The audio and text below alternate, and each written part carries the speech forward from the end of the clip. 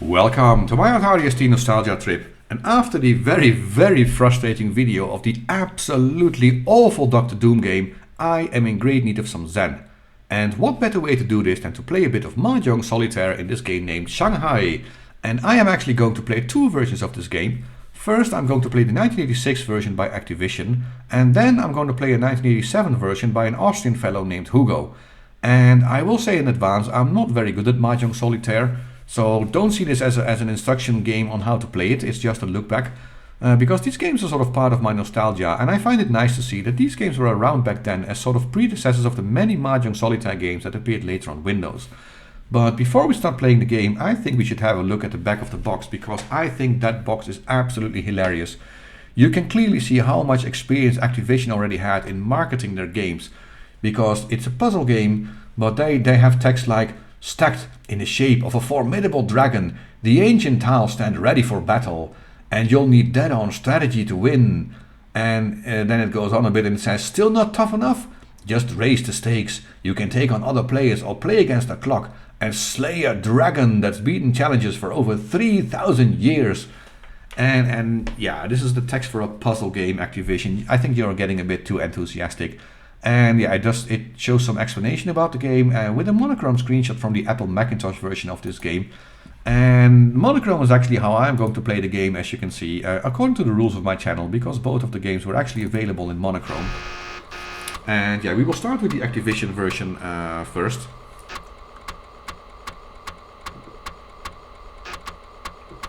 And that one has actually, yeah, it has a sort of nice title screen with a nice dragon on it.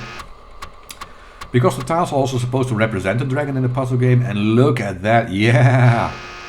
That was a fire-breathing dragon! Or it was no smoke and powder or whatever it was coming out of his mouth. And I really apologize for my very unconvincing Scottish accent. I don't know what I was thinking. This is a Chinese game, for God's sake. But anyway, we are in the field with the tiles. And the tiles themselves look actually kind of nice. And the whole point of the game is basically, yeah, you have to go from head and tail of the dragon, which is this and this. And this is the top of the stack. And you have to remove tiles that are either on the left or right of a row. The other ones are not. So this one I cannot do. It says invalid move. And that's basically also the bit about Mahjong that I know. Yeah, you can see it's the 1986 version. So it is quite a long time ago that they made this. And yeah, you can save and load games. You can have messages and beeps. The beeps you just heard, and I will keep them enabled because they are the only sound effect in the game. And of course you can yeah, you can sort of help. You can start your game over. You can actually make it show the moves that you can do if you're kind of stuck. And of course there's a strategy guide there that basically tells you that, yeah, you have to concentrate on the tiles that are blocking the most moves. So this one and these two to the right and the one on top of the stack.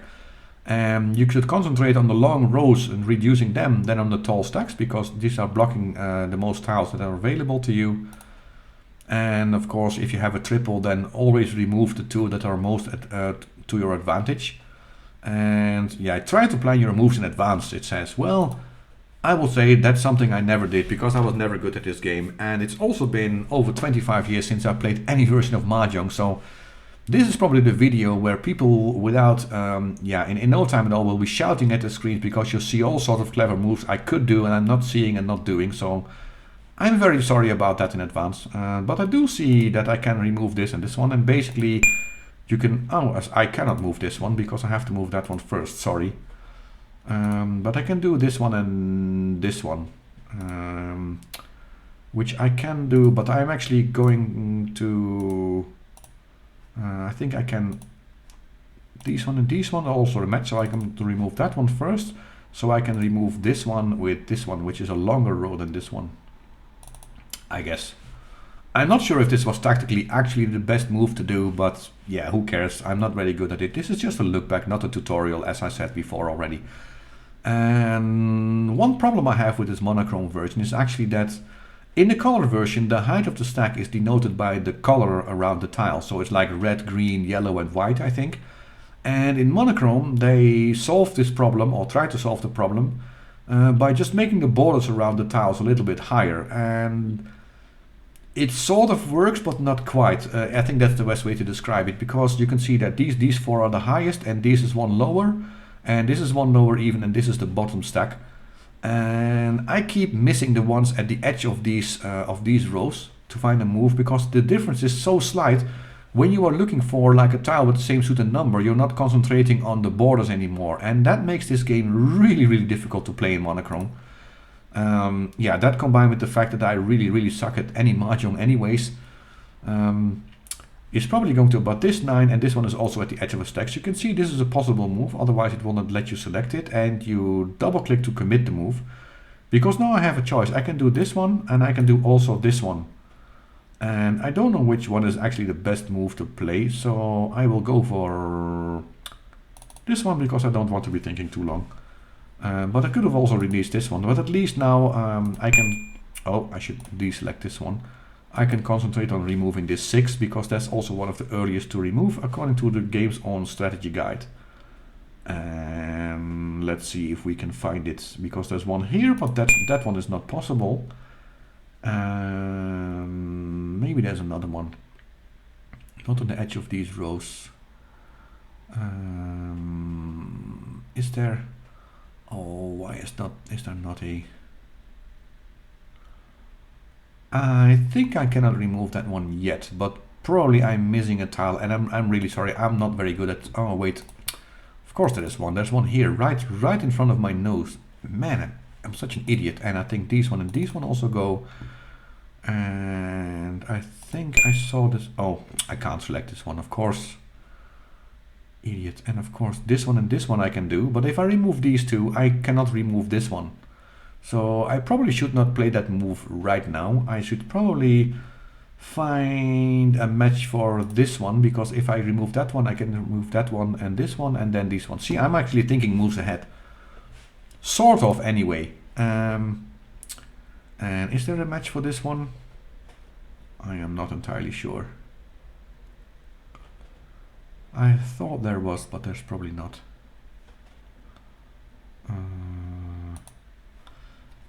And I'm sorry about all the moves I'm missing. I think these one are actually a possibility. Yes, they are. And then of course I can't do that one anymore. These ones are also a possible move.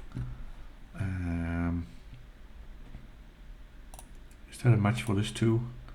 Yeah, sometimes it's just looking at the board and trying to remember where you saw a tile, but it gets kind of difficult. And that's actually a match for this one, so I can remove.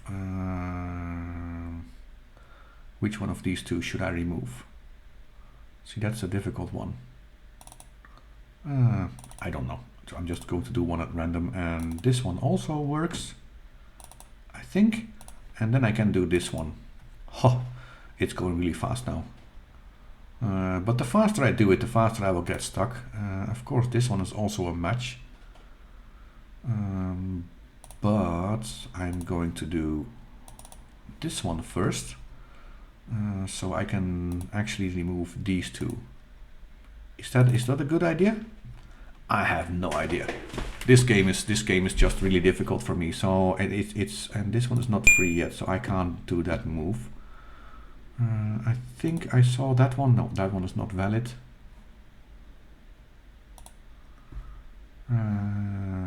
Did I see this 6 somewhere? Oh, I keep thinking I saw a move somewhere, and then I forgot where it was. This one is also really annoying that I can't do this. I have to release this before I can select it, but this is the same tile, so that's a bit difficult. Well, here's a move I can do. Yeah, let's not play it for too long, because I'm also going to look at the other one. But if you are stuck, actually what is nice, you can have this game show you all the moves. So yeah, these south ones, which I completely missed. I mean, really, how could I miss that one? And I missed that one as well. So yeah, sorry about the cringe. And of course it shows you all sorts of possible moves. So how could I miss this one? It's because this border is so small. So this one I completely missed, which is really, and this one I completely missed. Anyway, I'm going to quit this version of the game because I'm going back into the Austrian version. So I'm going to change discs.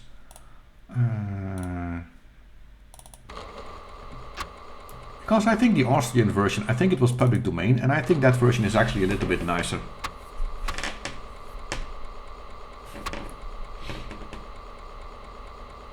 And I actually don't know if this one actually plays in color or just in monochrome.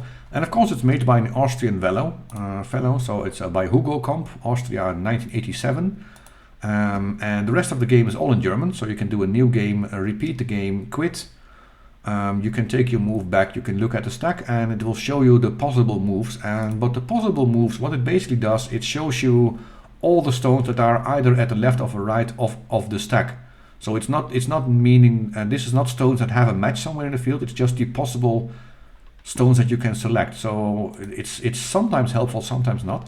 But the nice thing about this version is that here the tiles actually have a sort of 3D effect. So you look at one at the bottom and the left of the tile, and they actually cast a shadow to the other side. So it's a bit easier to see where in the stack or where in height in the stack the stones actually are.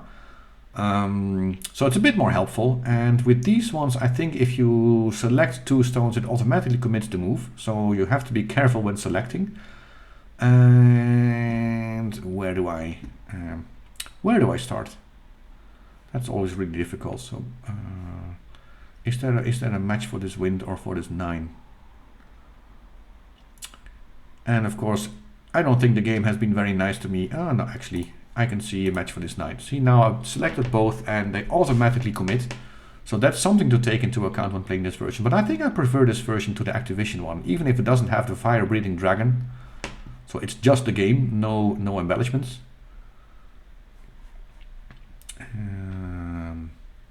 But I'm looking to what? How come I can't see east? No, that doesn't match.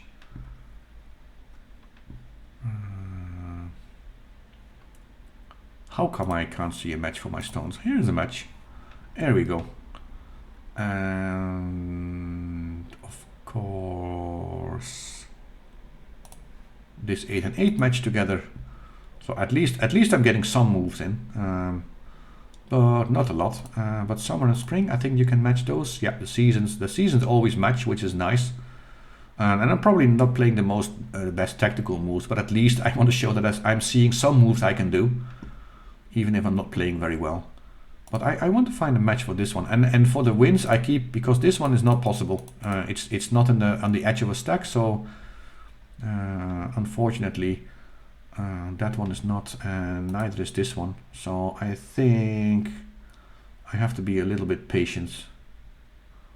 I have to wait for this one to become available, which is a bit of a pity, because this one is actually blocking. I need to clear these rows as fast as possible, as the game said, but at least I can remove this one. And did I see already a one that I could clear for this one? Looks like not yet, I think. But this 7 and this 7 I can clear, so that's good. F at F, they also match. Did I see for this one already? I think so. Yeah, and those tiles are actually quite confusing sometimes, because it's really difficult to see if you actually select them or not. This one is not. See, now I'm already stuck. I am so bad at this game. So I'm sorry about the cringe, and please don't shout at me in your screens.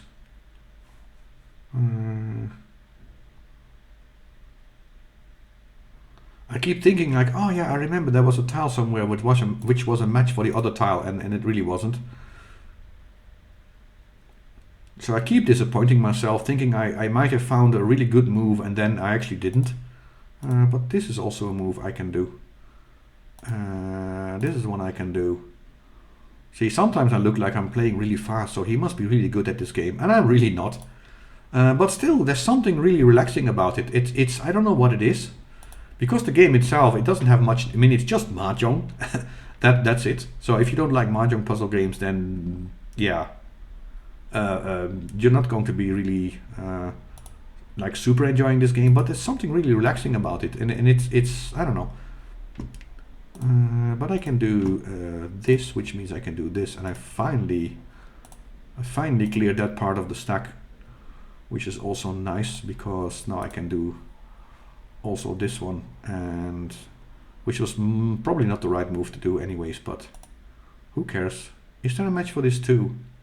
Still not? I don't think there is. That's a bit of a pity. And is there a match for this one? Because I really need to open this side of the stack as well.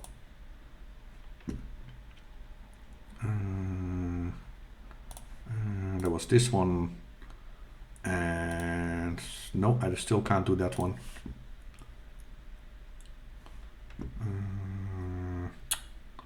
Oh, I keep thinking like, oh, that tile that was there, and then it wasn't, because it was just the same number but not the same suit, or the other way around.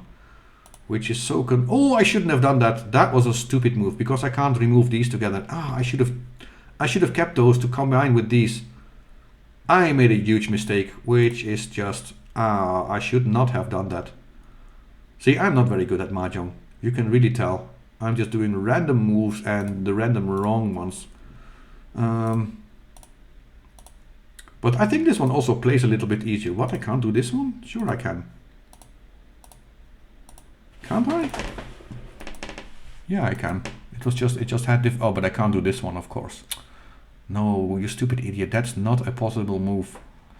And yeah, I think I should quit the game by now. We've been playing Mahjong for long enough. It's actually really nice to look back at both versions. Now let's do two more. Let's do two more. I don't know. Sorry, I'm getting. See, it's the game is much more addicting than you would think. I think that's why I like it so much. It's you sort of want to keep playing, and which is what I'm not going to do, because this video shouldn't become too long. So yeah, what is it about these puzzle games? It's something about them that I really like, that I really find very relaxing. And it's maybe also because the ST was actually the first affordable home machine that had a full WIMP interface. I mean, I don't count the Macintosh as affordable, to be honest. And now suddenly everybody had a computer at home with a fairly high resolution and including a mouse. And that made this the perfect machine for these mouse-driven puzzle games like this. And it made it feel like sort of you were actually picking up the tiles for the first... for the first time you felt like you were actually picking up the tiles. And that must have been quite special back in the day. And it was also a good game to actually practice using the mouse on your computer, just like they did with Solitaire on Windows. At the same time, I have to say, I won't be playing these a lot. Just as I hardly ever play Mahjong. It's just nice to relax sometimes, but I probably won't continue a lot. This was more a look back on a few of the granddaddies of mouse-driven puzzle games. And in that respect, it was a really, really nice look back. If you've never played these on the ST, I would really say just have a go and have some zen. And with that wisdom, I would like to thank you for watching, and I hope to see you in the next video.